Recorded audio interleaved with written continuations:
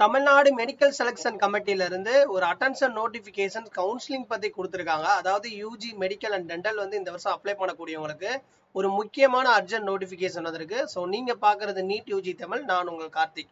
So எல்லாரும் TN medical selection .netல போய் நோட்டிபிகேஷன்ல பாத்தீங்கன்னா இன்னைக்கு அதாவது அட்டென்ஷன் நோட்டிபிகேஷன் கொடுத்துருக்காங்க. இந்த நோட்டிபிகேஷன்ல என்ன கேட்டிருக்காங்க அப்படின்றத டீட்டெயிலா பார்ப்போம். அதாவது மெயினா வந்து கவுன்சிலிங்கான டாக்குமெண்ட்ஸ் வந்து அதாவது என்ன மாதிரி ரெக்குயர்மெண்ட் வந்து இருக்கு அப்படின்றத நமக்கு தெளிவா சொல்லியிருக்காங்க. அதுல நீங்க அப்ளை பண்ணக்கூடிய நீங்க கவர்மெண்டா இருக்கட்டும், மேனேஜ்மெண்டா இருக்கட்டும், என்ஆர்ஐயா இருக்கட்டும், அது மாதிரி minority, so medical and dental, so ரெண்டுக்கும் சேர்த்து என்னென்ன டாக்குமெண்ட்ஸ் வந்து ரெடி பண்ணணும் எல்லாமே ரெடி பண்ணி வச்சுக்கிற சொல்லி அனௌன்ஸ்மெண்ட் கொடுத்துருக்காங்க. உங்களுடைய NEET admit card and score card இந்த வருஷத்தோடது, அது மாதிரி 10th mark sheet both side, 12th mark sheet both side சொல்லியிருக்காங்க. Okay sir, 11th mark sheet, 11th mark ஷீட்டை பொறுத்தவரையும் இருக்கிறவங்க வைங்க, இல்லாதவங்க ஒன்றும் பிரச்சனை கிடையாது. அதே மாதிரி 12th mark sheet both side சொல்லியிருக்காங்க.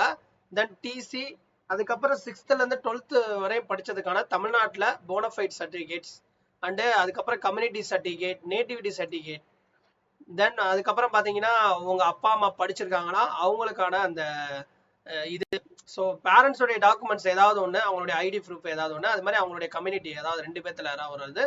ஸோ அதான் சொல்லியிருக்காங்க. அவங்க படிச்சிருந்தாங்கன்னா அவங்க படிச்சதுக்கான அந்த இதுவும் வந்து மேபி கொடுத்துருங்க. ஸோ போனஃபைடு வந்து 6th இருந்து 12th வரையும் வந்து நீங்க 7.5 ரிசர்வ்ல வரக்கூடிய ஸ்டூடெண்ட்ஸ்க்கான அந்த டாக்குமெண்ட்ஸ் வந்து சொல்லியிருக்காங்க. அதாவது வெரிஃபை பண்ண சொல்லியிருக்காங்க. இஎம்ஐஸ்ல வந்து வெரிஃபை பண்ணணும். ஸோ ஓகேவா. ஸோ சர்டிஃபிகேட் வந்து நீங்க கெட் பண்ணலன்னா அட்லீஸ்ட் நீங்க வந்து அந்த இஎம்ஐஸ் வந்து வெரிஃபை பண்ண சொல்லியிருக்காங்க. தென் இன்கம் சர்டிஃபிகேட் வந்து எஸ்சி, எஸ்சிஏ, எஸ்டி, அதுக்கப்புறம் வந்து இந்த என்ன சொல்றேன்னா ஃபர்ஸ்ட் கிராஜுவேட் வாங்கக்கூடிய அந்த கேண்டிடேட்ஸ்னா இந்த டாக்குமெண்ட்ஸ் ரெடி பண்ணிக்கணும். ஓகேவா. ஸோ 7.5 பொறுத்தவரையும் வந்து special reservation who have completed 2020, 22, 23, 2023, 24. So அவங்க வந்து போனஃபைட் சர்டிஃபிகேட் வந்து வாங்க தேவையில்ல. உங்களுடைய டேட்டா வந்து இஎம்ஐஸ்ல பதிவாயிருச்சுன்னா தேவை கிடையாது. அதுக்கு முந்தின பேட்ச் யாராவது இருந்தீங்கன்னா, அதாவது 2021, 20 அந்த பேட்ச்ல இருந்தீங்கன்னா கண்டிப்பா வந்து நீங்க அந்த 7.5 வந்து அந்த டாக்குமெண்ட்ஸ் வந்து நீங்க போனஃபைட் வைக்கிற மாதிரி இருக்கும். ஆனா 2020, 23, 23, 24 இந்த பேட்ச் கேண்டிடேட்ஸை பொறுத்தவரையும், இந்த வருஷத்துக்கான கேண்டிடேட்ஸ் பொறுத்தவரையும் உங்களுக்கு வந்து இஎம்ஐஸ்ல வந்து வெரிஃபை பண்ணா போதும், போனஃபைட் வந்து வாங்க தேவையில்லை அப்படின்னு தெளிவா சொல்லியிருக்காங்க.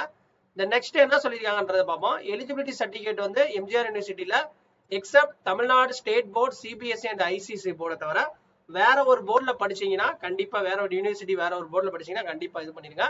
ஸோ அதுக்கப்புறம் கோர்ட் ஆர்டர்னு சொல்லிட்டு நம்ம கொடுத்துருக்காங்க. ஆக்சுவலி இது கோர்ட் ஆர்டர்ன்றது ஏதாவது இருந்துச்சுன்னா அடிஷனல் சப்போர்ட்டிங் டாக்குமெண்ட்ஸ்னு சொல்லியிருக்காங்க. ஏதாவது இருந்தால், ஸோ இது வந்து என்னன்னு தெரில டீட்டெயிலா, பட் இதை பத்தி நம்ம பின்னாடி ஒரு வீடியோ நம்ம அனலைஸ் பண்ணி போறோம். பட் அடிஷனல் சப்போர்ட்டிங் டாக்குமெண்ட்ஸ்ன்றது அவங்க எதை மீன் பண்ணி கேட்கறாங்கன்னு தெரில. அதே மாதிரியா இப்ப மைனாரிட்டியில வரக்கூடிய management quota, linguistic minority, Telugu, Malayalam அந்த கிறிஸ்டின் மைனாரிட்டி, ஸோ இவங்கலாம் வந்து கண்டிப்பா வந்து அதுக்கான அந்த டாக்குமெண்ட்ஸ் உடைய ஃபார்மேட் வந்து கொடுத்துருக்காங்க. அதை நான் வீடியோ எண்டில் காமிக்கிறேன். தென் அடுத்து என்ஆர்ஐ பொறுத்தவரையும் என்ஆர்ஐ உடைய அந்த ஃபினான்சியல் சப்போர்ட் எம்பசி வந்து நீங்க கண்டிப்பா வந்து எம்பசில வந்து ஒரு சர்டிஃபிகேட் வாங்கணும். ஓகேவா. ஸோ எம்பசி சர்டிஃபிகேட், அதுக்கப்புறம் வந்து உங்களுக்கு ரிலேஷன்ஷிப் சர்டிஃபிகேட் வாங்கணும்.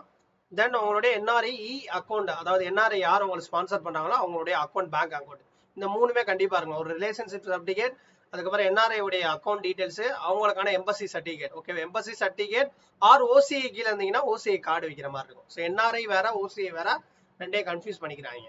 ஓகேவா.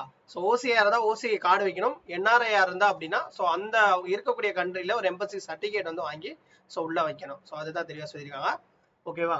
ஸோ முக்கியமானது வந்து this notification issued for benefit of the candidate and does not indicate the announcement of counseling schedule for the 2024. So அப்படின்னு சொல்லியிருக்காங்க. இது முன்னாடியே வந்து அவங்க அனௌன்ஸ்மெண்ட் கொடுத்துருக்காங்கன்ற மாதிரி அப்டேட் கொடுத்துருக்காங்க. ஓகேவா.